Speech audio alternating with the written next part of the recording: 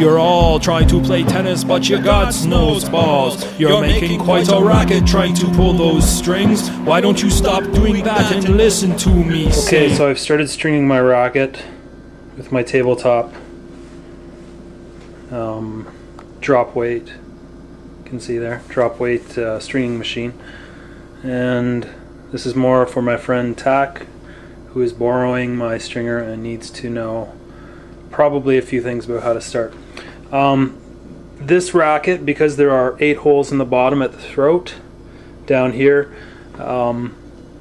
basically that means that we thread the string through the area at the top and then pull both ends back down through the middle of the bottom all the way until they're an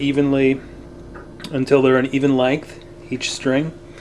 And then we will what I end up doing is putting the clamp on the outside of the frame, and then I took the string that wasn't clamped and I tensioned that string, and I'm stringing this racket at 59 pounds because I'm using the Luxilon string. And basically, yeah, I pulled it through, and you can see here I've used a little card, or just actually a little piece of the paper from the Luxilon packaging, just to clamp in between the string and the clamp, or just to put it in there. That just prevents slipping for the first few lengths of stringing that we're going to do anyway. Okay, and when tensioning the string, you want the drop weight to be parallel to the surface in which your stringing machine is located on. Any higher or lower, like on that angle or on that angle, then you're not going to get the desired tension. Okay, so now you can see that we've got about 5 strings tensioned there, and going to this end of the racket in this direction, and I've clamped it off there, and now I'm going to bring the clamp that's on the outside into the inside. First I have to tension this string, and I must qualify myself here, I actually don't know if I'm doing this properly, but it does work for me, I've found. So I'll tension this string, and then I will release the clamp and then move it to the inside of the frame and place it right here. Just like that. Okay, I've moved along to the next string, and basically I've tensioned 4 strings on this side of the frame here, and I'm going to tension 2 more strings just so it's equally weighted in terms of the tension for the frame of the racket.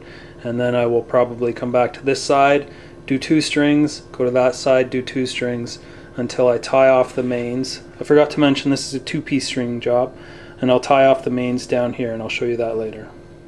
Okay, I realized I hadn't actually shown you how to operate this drop weight machine. Right? You go up and around, and then take the string through there, and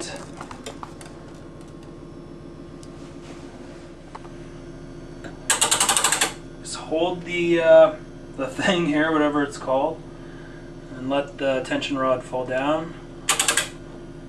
And again, it falls down, and that's, you can see that it actually, the string stretches a bit, so it goes a bit lower. So sometimes I will just put it up and then just pull on the string to reset it slightly, and then that's actually a pretty good horizontal tension bar there. There, I've got my tripod going. I'm going to tie off the main here, like this. You can't see what I'm doing, but basically that's all I'm doing. It's kind of a double knot deal. You can use pliers as well if you want. And cut it off at an angle. Leave it about, I don't know, 1/3 of an inch to 1/2 an inch if you want, just to be safe. Okay, here's a complete go around. I'm not sure how much more I will videotape because I'm actually playing tennis in about 1 hour, and I've got to hurry up here.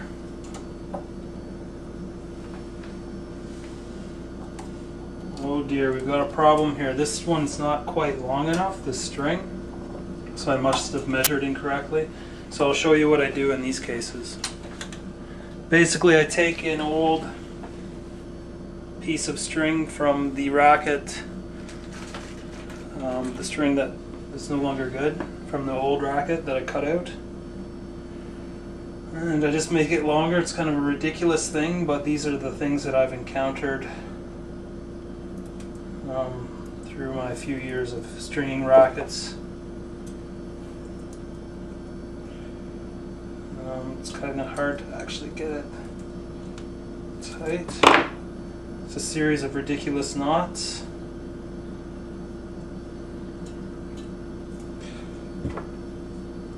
And see what happens. Just made the string a bit longer. Long enough. Hopefully it holds. Sometimes it won't. It'll slip right through. But we will bet on it holding right now. Katang! Release the clamp. And boom.